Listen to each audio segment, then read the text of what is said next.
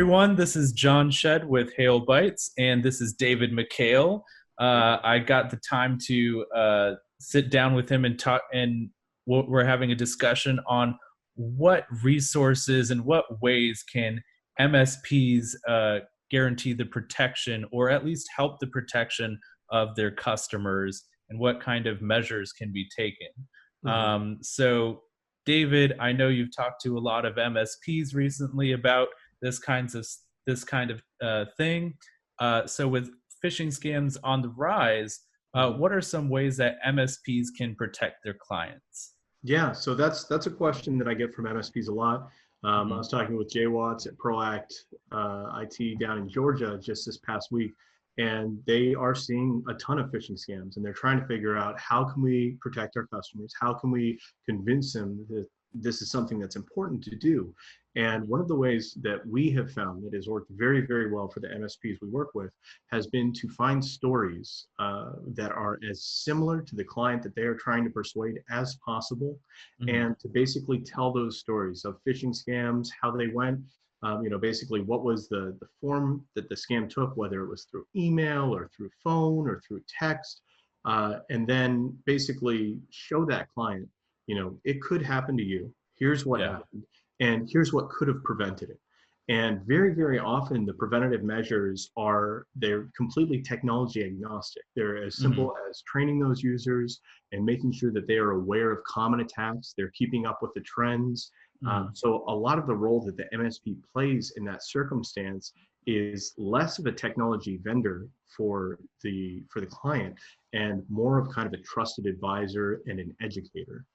Gotcha. So what resources can an MSP give to their clients or customers to help them? Because a lot of small businesses don't necessarily have somebody that does IT, or maybe they do and their hands are full all the time. How can an MSP make it easy? Yeah, that is something that we have seen MSPs tackle in a variety of ways. And one of the most common things that we see is they'll go in and they'll do in-person trainings. So they'll go out to a client site and they'll take, an hour every quarter, an hour every year, and basically run through a training with that client as kind of a value-added service. And that can be difficult both in terms of travel. I've worked with some MSPs who are working just in one state. I've worked with some MSPs who have clients all over the country, and it can be very, very challenging. So one of the things that we made was the MSP Cybersecurity Survival Guide, to basically give them a book that they could hand to clients and have them have that kind of educational capability. We've put together some video trainings. We found that's very effective for clients, kind of more engaging than the written word a lot of the time.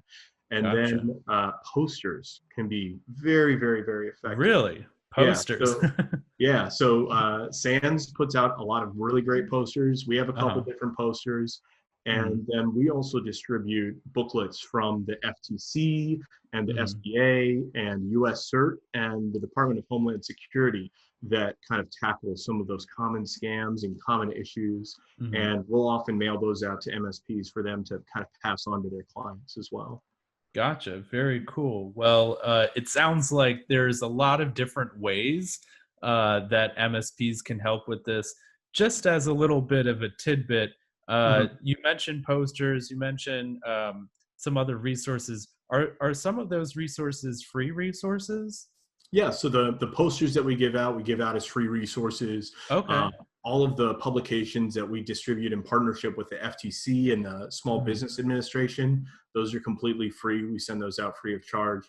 And then on request, we'll often send out our books free of charge. Okay. And if somebody wants to get in touch with you, what's the best way to do that? Probably one of the best ways to reach us is just to drop me a line at david@hailbites.com. You can also go on our website. We've got a bunch in terms of contact forms and free resources that MSPs can access and use to help their clients. Gotcha. Cool. Well, thank you so much for answering my questions today. I think there's going to be a lot more where that came from, especially for MSPs. And I think down the line we'll be taking some questions from them as well and doing some some good Q&A videos. So Okay. thanks so much, guys. Drop by hailbites.com and don't forget to subscribe too. Good deal. Thank you. All right.